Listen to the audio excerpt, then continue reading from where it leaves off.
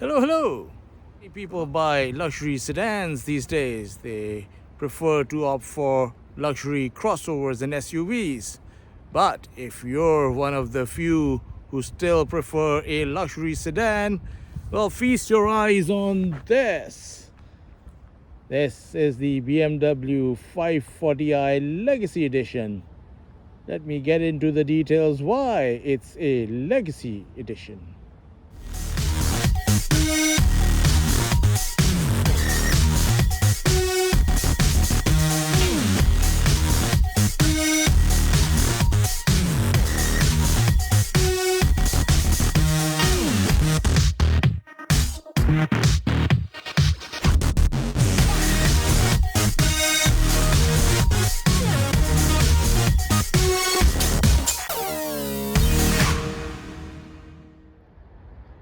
So why is this called the Legacy Edition? Well, from next year, the 5 Series with a 6-cylinder engine will be a hybrid. So 2026 is the last year you can get a 5 Series with a 6-cylinder engine that's not hybridized. If that is appealing to you, you should hurry up, because only 151 units of this car are going to be available this year in Canada. So that'll make it quite rare and interesting. Personally, I'm not opposed to hybrid vehicles, especially performance hybrids. So I'm sure next year's model will be quite thrilling. But from a long-term ownership perspective, a hybrid might be a little bit trickier to maintain. Some people prefer just having a combustion engine. Keeps complexity a little bit lower. So if you don't want a complex hybrid, then this is the model for you. Mind you, it's still quite a complex car. We'll get into the details later in the video. Now let's begin with styling. I'll admit that when I first saw this G60 generation of the 5 Series, I was not convinced. I did not think this was a good looking car. Over time, I have started to like this vehicle. Still wouldn't say it's the prettiest 5 Series ever, but it does grow on you, especially in a color like this, in spec like this. It's pretty nice to look at. I remember the E60 from roughly 2004. When that came out, people gasped. They thought it was quite ugly, but over time people really started to appreciate it, and some even call it good looking now. So perhaps that's what's going to happen with this G60 as well. So the exterior is nice, but what about the interior? Well, first, to get in, you have normal door handles. They don't look like normal door handles, but look, they actually pull out. Thought there would be a touchpad behind that. So I like that. Good job, BMW. Thanks for keeping things a little bit normal. However, normal comes to an end when you step inside. Comfortably seated inside, let's examine this interior in more detail. First thing you notice is the ambient lighting, which is quite cool. Now that lighting is also dependent on the drive mode. So right now it's in personal. If I put it in sport, look at that, everything turns red, but then it'll go back to blue or whichever ambient color you have chosen. Let's do the modes thing again. Inefficient, there you go.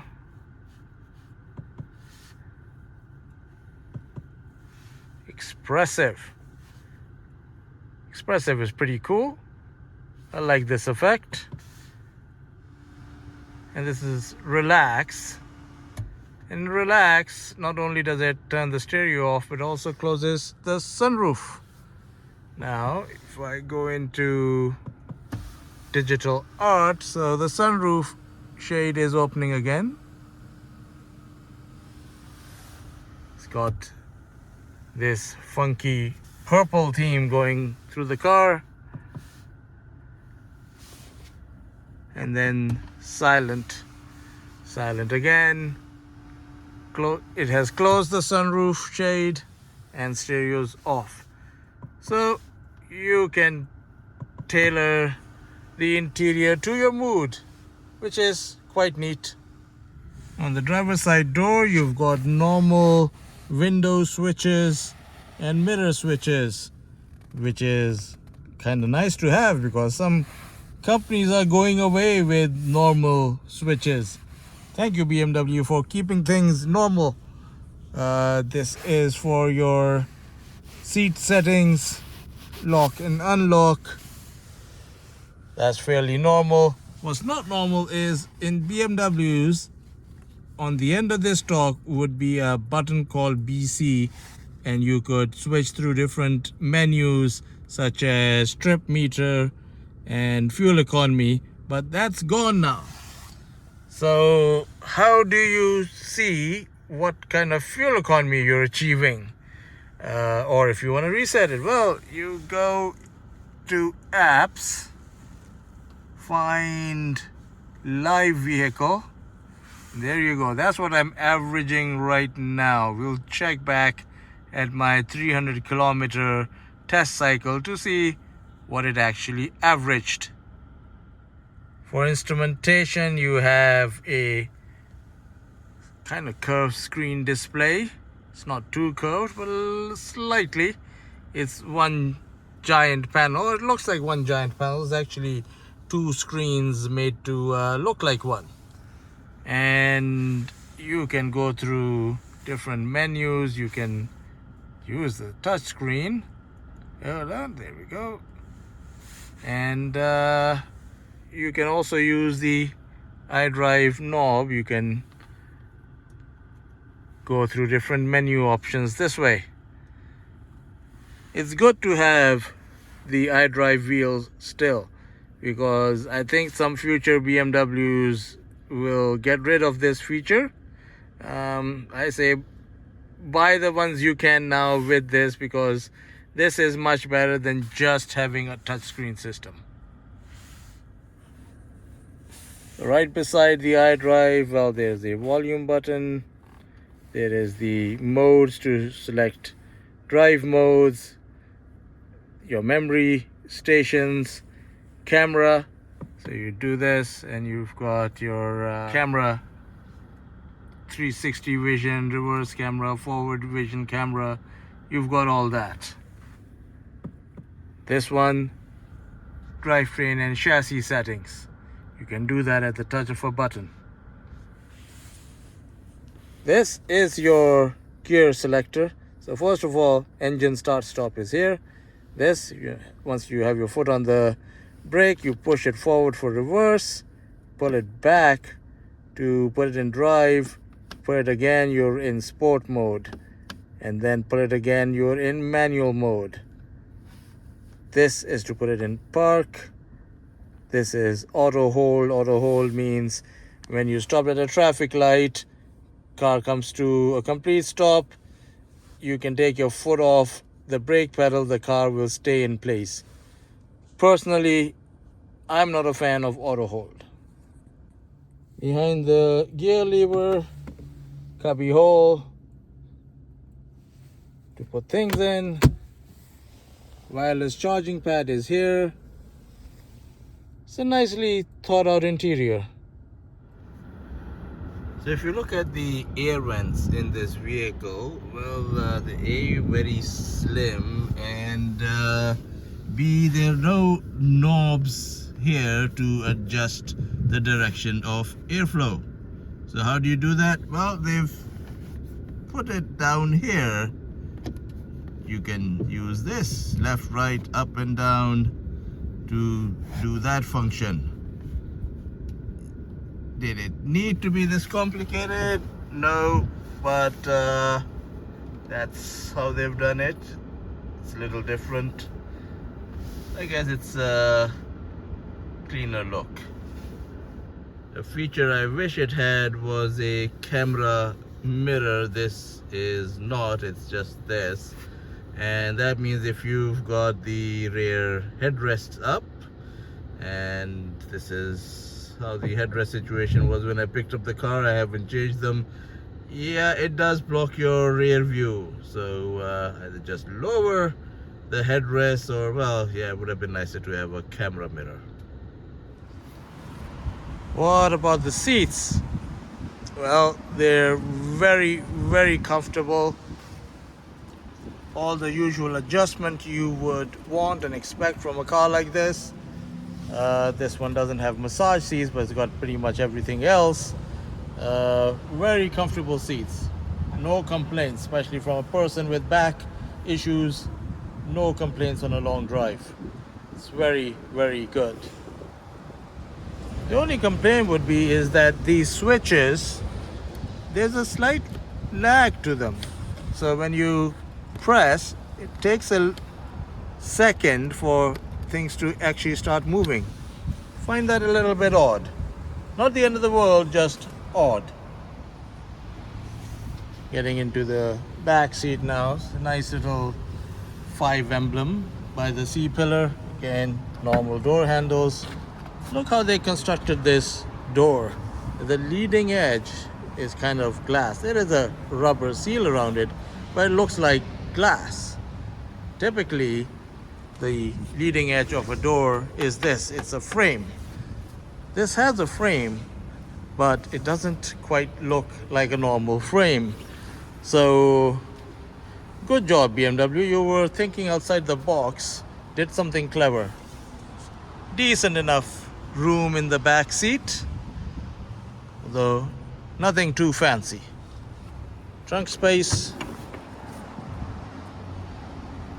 Yeah, big trunk.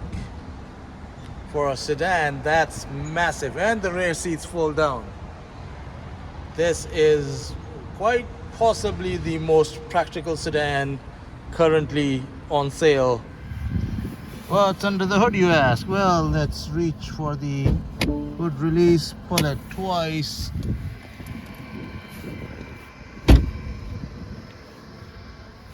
Come around to the front, lift it up, and there you have it.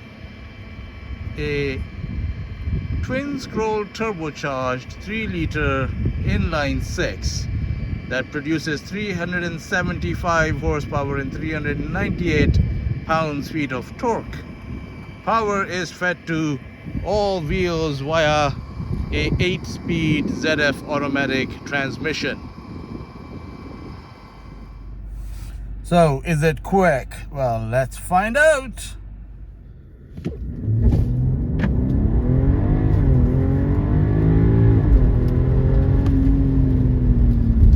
Yeah, it's quick.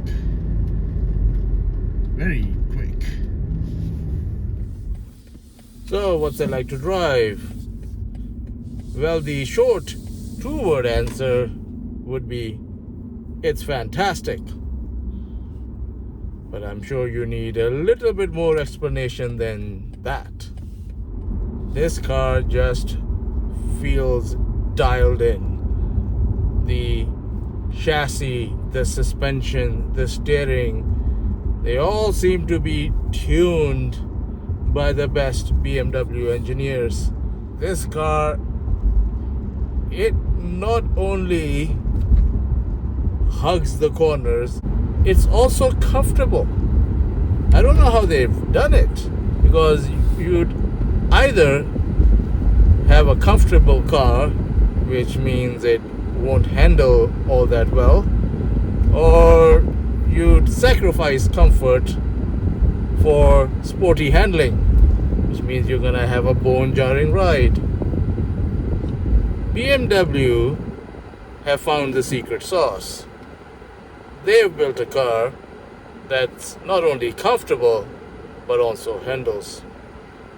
How they've done it, no idea, but they've done it. Currently I'm driving in the personal setting, which is also labeled active. I call this the normal driving mode. And even in this mode, the car has plenty of get up and go. It's no slouch. I get into efficiency mode for a second. Let's see how it performs in efficient mode, because there are a lot of cars that in their eco setting there is no performance. We'll see how this one does. Yeah, it's okay. You can definitely feel the difference that it's not being its most powerful self, but it's better than some other vehicles I've driven with their eco setting. Going around a corner, my God, does this thing grip. It's got BMW's active all-wheel drive system, the X-Drive system. It's a good system. Still in eco mode, and it's just picks up. Now let's see what happens when you put it in the sportiest setting. Sport, activate, seat bolsters tighten up, noise amplifies. Joining the highway. Let's see. Foot just 40% down. It's just it's picking up. Effortlessly just picks up. This is nowhere near full throttle. Nowhere near. Wow. And right now the transmission is in the normal drive setting. There is a sport setting on the transmission. So now the engine's in sport. Transmission is in sport. Let's see. Oh yeah, definitely more eager. My God, the way this thing picks up speed, you're gonna have to be careful. This is a speeding ticket waiting to happen. Officer, I had no idea I was going as fast as what you're telling me, because the car is just so composed. It's fantastic. Oh, there's another setting to the transmission. I'll pull on the lever again, and now I'm in manual mode. So use the pedal shifters, 4th gear. Oof. My God, does it pick up. And the shifts on this 8-speed ZF automatic gearbox, they're incredible. They're not only very quick, but they're also very smooth. BMW's been using this ZF 8-speed for quite a while now, and time has done nothing to diminish the appeal of this transmission.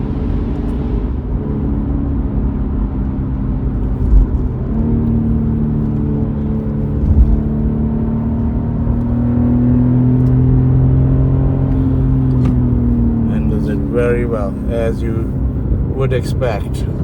Jesus, grips, and it's a greasy day.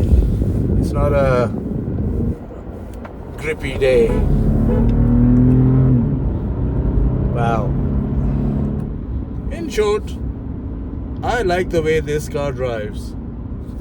End of story. Fuel economy, well, typically record the findings based on 300 kilometers of driving. Right now it's 286.9, which is fairly close to 300. I don't think the number is going to change, and the number is 9.5 liters per 100 kilometers, which trust me is extremely good for a vehicle with all-wheel drive, a 6-cylinder turbocharged engine, and no hybridization at all. Yeah, very good BMW, very good. Yes, I know the car is bi-color right now, but let's discuss price. This 540i Legacy Edition, as equipped, is yours for $94,500 plus tax. And I think at that price, it's a bargain. This is a lot of car for just under 100 grand. I honestly thought it would be a lot more than 100.